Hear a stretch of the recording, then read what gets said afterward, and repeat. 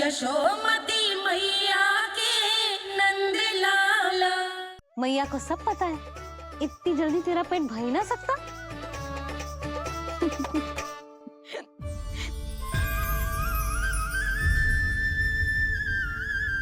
ये क्या है लल्ला? ये क्या था तेरे मुंह में, दिखा। ओहो, मैं तो भूल ही गया था कि मेरे भीतर ही तो सारी सृष्टि समाई हुई है। मैया ने उसकी झलक देख ली, अब क्या होगा? क्या हुआ यशोदा? सुनो जी, हमारे लल्ला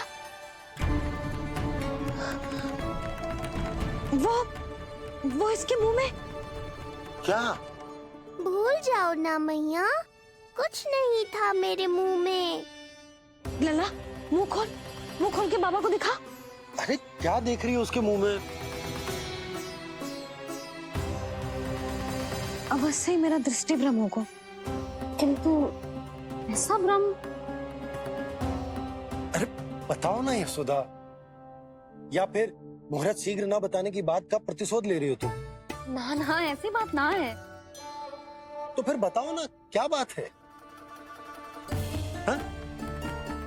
मैंने लल्ला के मुंह में कुछ देखो। क्या देखो? अब फंस गया मैं।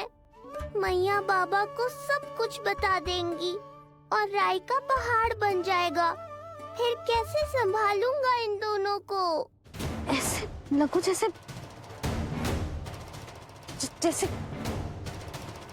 जैसे पूरा का पूरा ब्रह्मांड। ब्रह्मांड लल्ला के मुंह में। अच्छा, तुम मेरा मुंह देखो।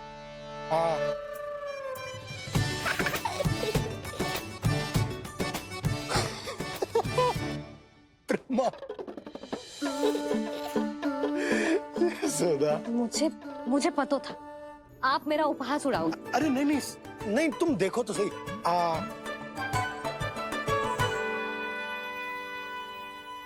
ब्रह्मांड ना सही, गोकुल तो दिखना चाहिए। अरे गोकुल को राजा हूं मैं, है कि ना? है? देखो, अरे देखो। धन्यवाद बाबा, आपने इस बात को गंभीरता से नहीं लिया, इसलिए अब मैया भी नहीं लेंगी। आज तो बचा लिया आपने। आज के बाद ना आपको कुछ बताऊंगी ही ना। आप जाओ, नामकरण उत्सव की तैयारी करो। और हाँ, इस बार भी उत्सव छोटा ही करना है, जो तो मत ही बोलना। हाँ। अब इसे कैसे समझाऊं कि हम कोई भी उत्सव बड़ा ना कर सकते? व्यर्थ ही कंस की दृष्टि पड़ जाएगी हम पर।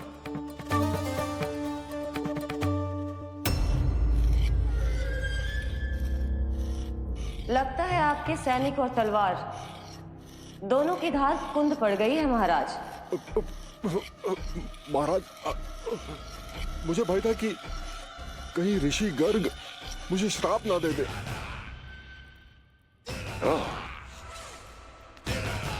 तो श्राप से भयभीत हो गए दुर्जन, किंतु कंस तो कोई श्राप नहीं देता, सीधा मृत्यु देता है। ऐसा न करें महाराज, दया करें, दया निदान। यदि मैं उनकी इच्छा के विरुद्ध भीतर जाने की कोशिश करता तो जितनी सूचना मुझे मिली है उतनी भी नहीं ला पाता। तब आपको कैसे पता चलता महाराज कि आपकी बहन और बहनोई मात्र अपनी मृत संतानों के श्राद्ध के लिए वहां नहीं गए थे?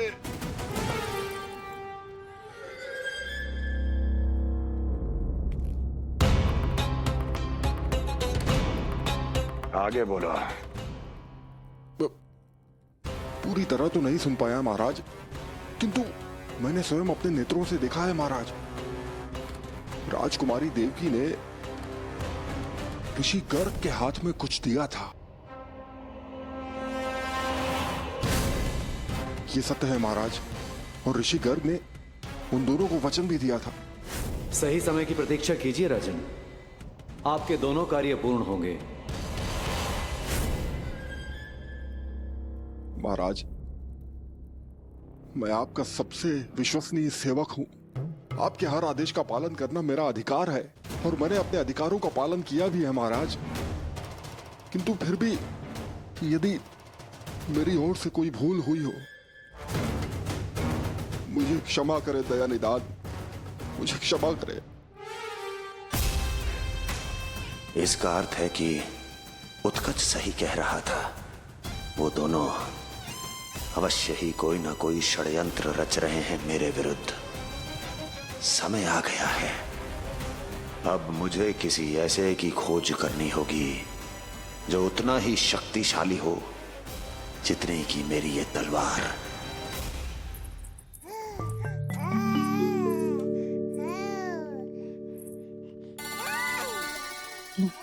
अभी से पुकारने लगो जी, अभी तो आई हूँ रसोई में।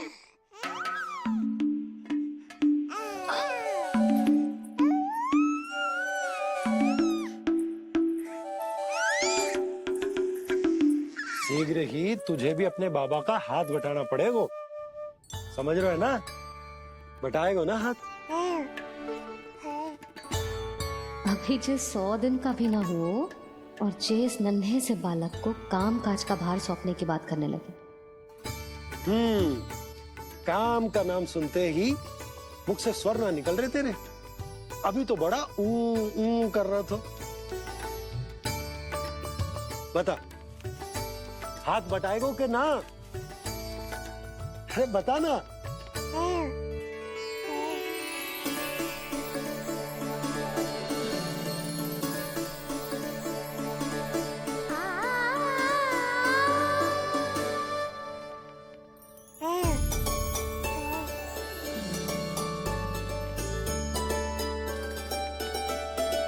कल तू पूरा 100 दिन को हो जाएगा लल्ला। पंडित जी आएंगे, तुझे नया नाम मिलेगा। देखो तो मन में तो इनके भी कितना उत्साह भरो है, बस दृष्टि में मैं ही आती हूँ। और कल तुझे वो नाम मिलेगा लल्ला जिससे पूरा संसार तुझे पहचानेगा।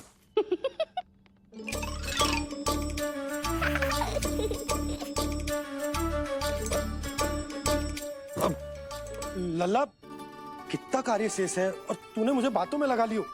मुझे क्यों फंसा रहे हो बाबा? छुपाने की कोई आवश्यकता ना है।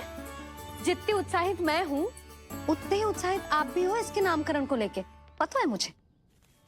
लल्ला के नामकरण पे उसके बाबा उत्साहित ना होंगे? बिल्कुल होंगे, इसीलिए तो कह रही हूँ अपना उत्साह बांटो अपने लल्ला के साथ। मैं अभी आई। अच्छा, ऐसे तो तुम लल्ला को छोड़ के कहीं ना जाती। अभी कहाँ चली? रोहिणी जिज्जी के पास, और कहाँ? लल्ला और उसके दाऊ के नामकरण की तैयारी करनी है कि ना? कितने लोगों को आमंत्रित करना है, कितने प्रकार की मिठाइयाँ बनानी है, ढोल वाले को कितने बजे का समय देना है, ये सब सुनिश्चित करना है ना, ताकि जे उत्सव गोकुल का सबसे बड़ा उत्सव हो। अरे सूची देनी है जिज्जी को।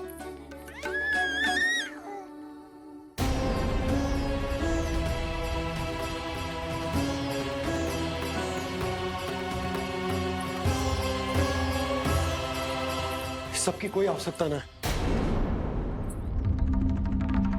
आवश्यकता ना है मतलब? कहना क्या चाहते हो आप? मैं ये कहना चाहता हूँ कि यशोदा, सत्य तो ये है कि हमें दुख में ना अत्यधिक दुखी होना चाहिए और ना सुख में अत्यधिक उत्साहित। प्रसन्नता कितनी भी क्यों ना, हमें उत्सव संयम से ही मनाना चाहिए। इतने वर्ष संयम ही तो रखा था ना नंद जी। जे समय संयम का ना आनंद से बावले हो जाने का है। यशोदा, हम आयोजन छोटा ही करेंगे। मैं कुछ सोच समझ कर ही तो कह रहा हूँ। पर क्यों? मुझे भी तो समझाओ। हर बात समझाने की ना होती यशोदा। अच्छा, पति पत्नी में भेद हो तो है? ठीक, मैं कोई भेद ना रखूं। जो भी अब तक मैंने तुम्हें ना बताया है वो सब बताऊं। ओहो, क्या कर रहे हो बाबा? कंस के बारे में कुछ बता मत देना मैया को। वो मंगला है ना, उसने आज शाम को ही बछड़ा दियो और भात पत का मांस लगभग बीतने को ही है, तो धीरे धीरे शरद ऋतु आ जाएगी, दूध की हानि भी कम हो जाएगी। हाँ? और वो सरजू है ना, उसको बैग जी ने पूरे पखवाड़े का विश्राम के लिए कहा है। क्यों? क्योंकि वो ठाट से गिर गए थे और गिरते समय उसे भीतरी चोट लग गई थी। अरे और... बस बस बस, ये सब मुझे क्यों बता रहे हो? इसका नामकरण से क्या संबंध? तुम्ही ने तो कही ना कि पति पत्नी के बीच में कोई भेद ना होता, तो मुझे जो भी बात पता है मैं तुम्हें बताऊंगा। कितनी समझदारी से बात बदल देते हो आप, और भोली भाली मैं आपकी बातों में आ जाती हूँ और इस सब में असली बात तो रह ही जाती है। किंतु आज बात मेरे लल्ला की है, उत्सव तो विशाल ही होगा और इस बारे में कछु और ना सुनूंगी मैं। आप लल्ला का ध्यान रखो, मैं जा रही हूँ रोहिणी जी के पास। यशोदा,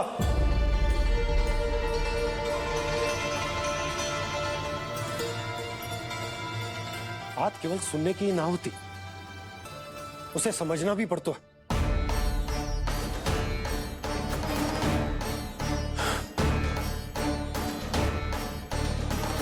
विश्वास है ना मुझ पर?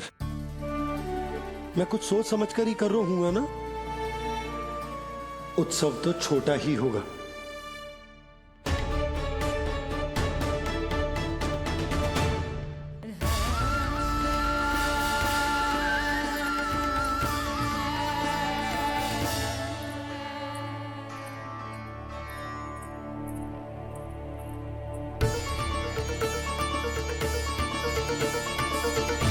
क्षमा करना लल्ला, तेरी मैया को डांटना पड़ गया। आपको मेरी सुरक्षा की चिंता है बाबा, समझता हूँ मैं, इसलिए आपने ये निर्णय लिया है। समझ में नहीं आता, कब कौन सा निर्णय क्यों लेते हैं आप? यदि कंस को समझना इतना आसान होता तो कंस नहीं होता। ये नया सिंहासन उसके लिए है जो मेरा विश्वास पात्र बनेगा। मेरे दाहिने हाथ की तरह मेरे मन के सबसे निकट होगा वो। मंत्री परिषद में विशेष स्थान की प्राप्ति होगी। मेरे बाद पूरे राज्य के लिए उसी का वचन होगा। शासन। किंतु ये अधिकार केवल उसे प्राप्त होगा जो मेरी परीक्षा में उत्तीर्ण होगा।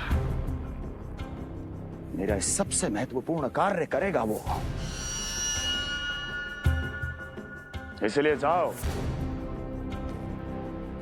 कह दो सभी बाहुबलियों को, महाबलियों को, दैत्यों को, दानवों को, प्रेतों को, पिशाचों को, सभी को ये सूचना दे दो ना ना ना ना,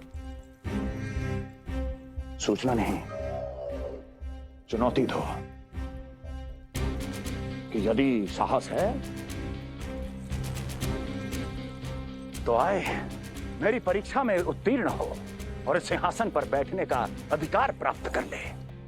जाओ। और हां,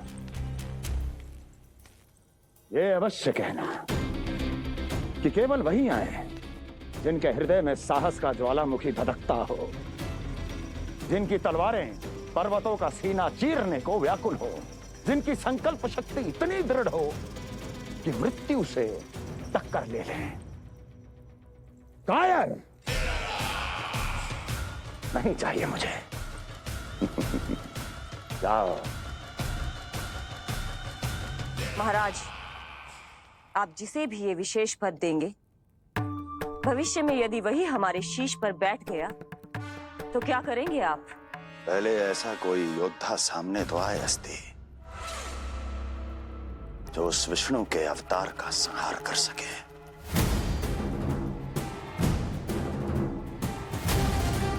और जहां तक प्रश्न है हमारे शीश पर बैठने का,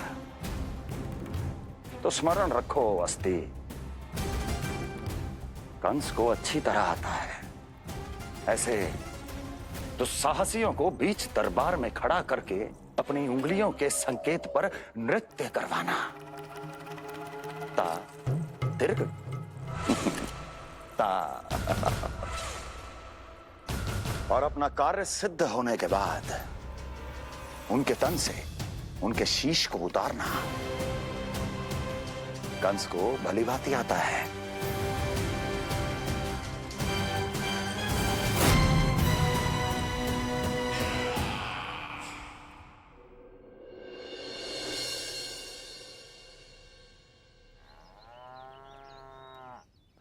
पूरे 100 दिन का होगा हुआ तो लल्ला, कम से कम 100 व्यक्ति तो आने चाहिए थे ना तेरे और तेरे दाऊ के नामकरण में। हाँ, अब तुम मुस्कुरा क्या रहो है?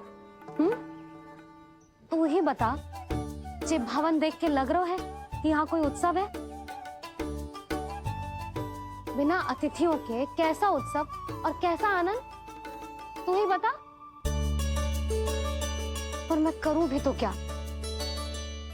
पता है लल्ला, मुझे तो लग रहा है तेरे बाबा ना कंजूस हो गए हैं। नहीं तो भला और क्या समस्या हो सकती है उन्हें बड़े आयोजन से? अरे गोकुल के राजा का लल्ला है तू, राजकुमार। यदि तेरा आयोजन बड़ा ना होगो तो भला किसका होगो?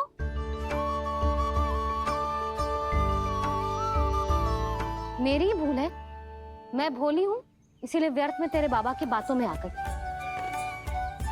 मैं भोली हूं ना, व्यर्थ में उनका कहा मान गई। किंतु अब ना मैं कोई मांग रखूंगी, ना मैं उनसे बात करूंगी। और कहे देती हूँ लल्ला, सावधान जो इस बार तू बीच में आया तो। हाँ नहीं तो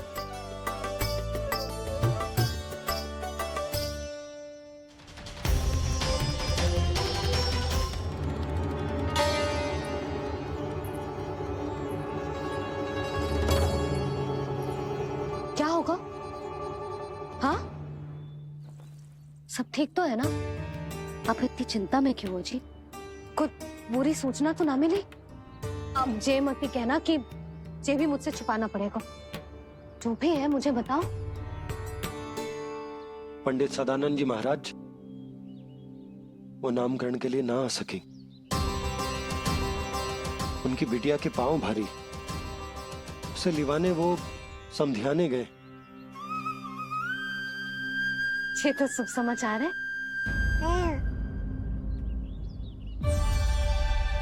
किंतु मेरे लल्ला का नामकरण अब वो सही मुहूर्त पे कैसे होगा?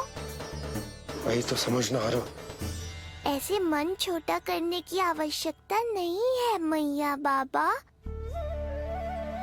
आप दोनों तो स्वागत की तैयारी करो, आ रहे हैं वो।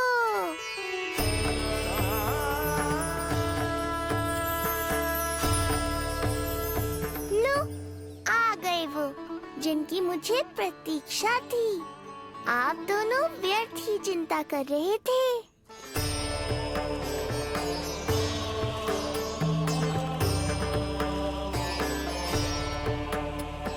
अब कौन करेगा मेरे लल्ला का नामकरण? ऋषि गर्ग, नंदराज, रानी भाभी, महान ऋषि गर्ग हमारे गांव में पधारे हैं।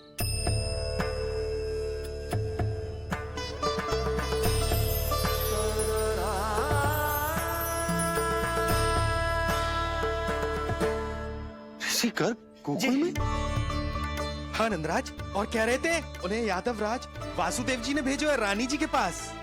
अरे तो तुम लोग खड़े खड़े क्या देख रहे हो? जाओ उनके सत्कार की तैयारी करो। जी यशोदा, उनके स्वागत की तैयारी करो। सुनो जी, वो तो यादवों के कुलगुरु है ना, रोहिणी जीजी के यहाँ आए हैं, हमारे यहाँ आएंगे। आप देखती जाओ मैया, वो सीधे हमारे घर ही आएंगे।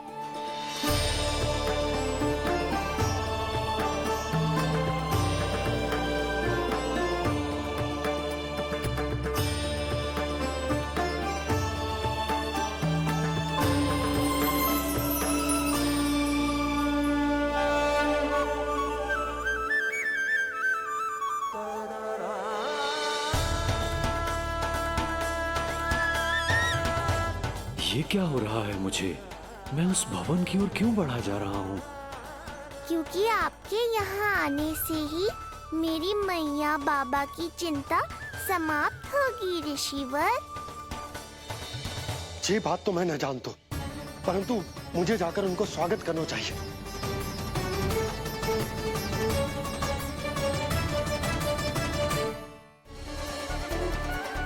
गुरुदेव,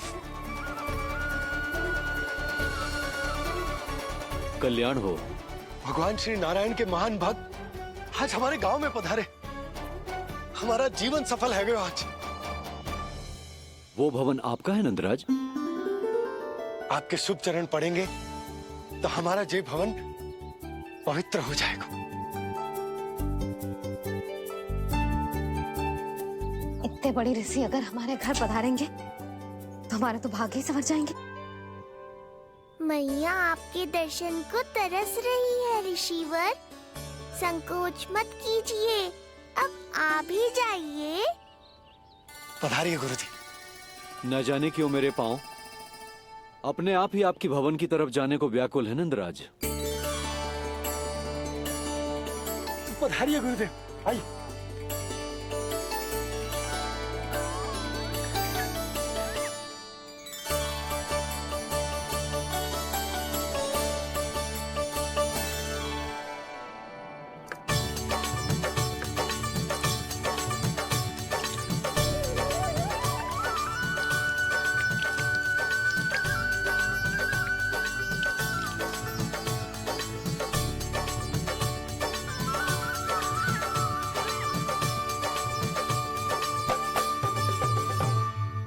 कल्याण हो। पधारिए।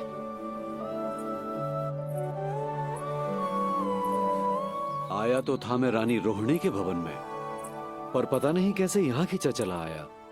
विराजिए गुरुदेव। महाराज, आप इसे भी रोहिणी जीजी का ही घर समझिए। मैं अब भी बुलाकर लाती हूँ। महाराज, ये हमारा सौभाग्य है कि आपने यहाँ आना स्वीकार किया। कहिए, क्या सेवा करूं मैं आपकी? मुझे आपके भाई वासुदेव ने भेजा है नंदराज।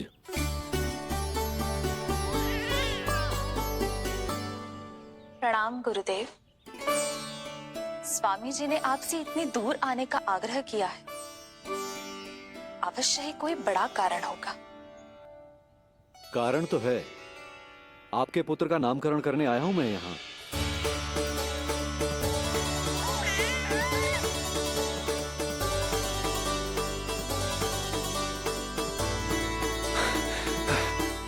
ऋषिवर, तब तो आप अत्यंत ही शुभ दिन पधारे।